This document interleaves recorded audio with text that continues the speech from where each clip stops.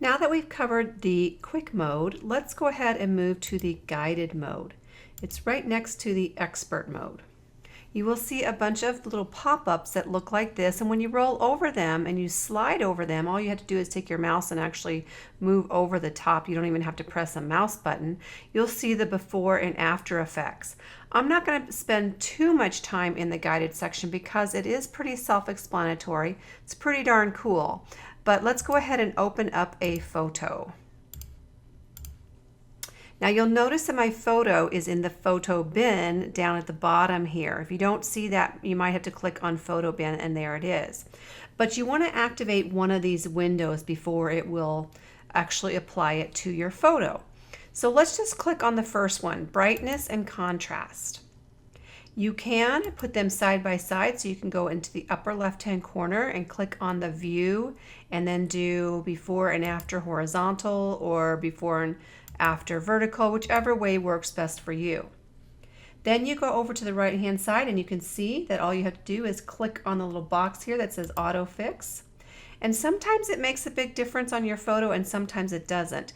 If your photo is in pretty good condition, meaning that the lightness and brightness, the brightness and contrast are pretty right on, then it may not do anything to your photo. But let's just kind of play around. What if you wanted it to be a little bit brighter for some reason? Or maybe you want to bump up your contrast. See these little sliders here? You can take them and move them from one side to another.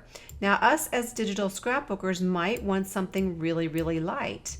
You know, maybe we even want it for a background of our page. So maybe we want it to look like this. I don't think I would, but you know, you just never know. So you can kind of play around with that. If you don't like it, you can click on this little undo button here in the upper right hand corner and you can cancel out. That will let you go back to try another one. So this one here is correct skin tones. Now I really don't think he needs to have his skin tones corrected, but you never know. You could go in there if you think they have a little bit of green to their face or red to their face. You can click on this little skin tone selection and then you would have to go into their face. Now this is a bad photo for this because it's really not a portrait. It's not a picture of the up close face. But as you notice here, see how it's kind of green here in the upper right hand corner, this little baby? And then whenever you roll back from it, that kind of pulls in the warm colors. So you might have to play around with these little tans and blushes and all those kinds of things to get the appropriate skin tone that you want it to be. Let's cancel out of that one and let's just try the next one. This is the crop photo. And normally you're going to use the crop in the expert mode. A lot of times, 95% of the time, you're going to be working in the expert mode anyway, but you can use that crop tool in this guided section as well. It has not all of the same tools, but most of them that you're going to need. You have, you know, all the different preset sizes that you could use. It has the rule of thirds and so on and so forth. So I'm just going to go ahead and undo that and cancel. You have to click on the check mark and I'm actually going to cancel that. The next one is levels, and you can also do this in the expert mode, but as you come down here you can create levels adjustment. Click on OK. It's going to give an adjustment layer. Then you can slide these guys around to whatever you think feels right. Now that looks horrible, but I'm not going to go into great detail with this. I'm going to cancel that. The next one is light and darken. There should be an auto fix. I saw a slight change in that, but maybe I want my shadows to be a little lighter or my highlights to stand out a little bit more. Midtones. For the most part, I think the photo looked pretty good, so I'm going to cancel on that one. So actually, let's go ahead and use the rotate and straighten. We can rotate it clockwise, 90 degrees. We can do the straighten tool. So if our horizon is not set straight, we can click on straighten tool. And all we do is we come in here. Let's just pretend that we want it to be a little bit crooked. Although it's not, we're just going to try it.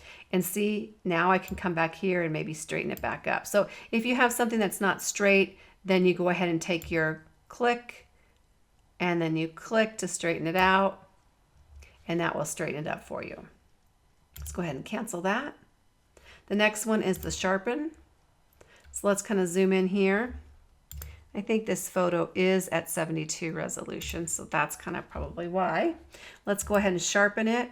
And what happens when you sharpen it is it takes those little pixels and it really makes them, pop a little bit, but sometimes it does make it look really weird. So if you just have to sharpen your photo just a tiny bit, I would suggest maybe going down to maybe around the 90, 75 to 90 area.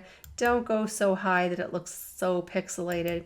But this again is probably a little bit lower res photo. Your photo may not adjust that quite this strong. You can always auto fix it too, just to give it a little bit more strength. And now the one thing that you're probably going to use the most in this guided basics area is the vignette effect. So let me go ahead in this next segment and talk a little bit more about the vignette effect. Hi everyone, I just wanted to personally thank you for letting me be a part of your photo editing and DigiScrap journey.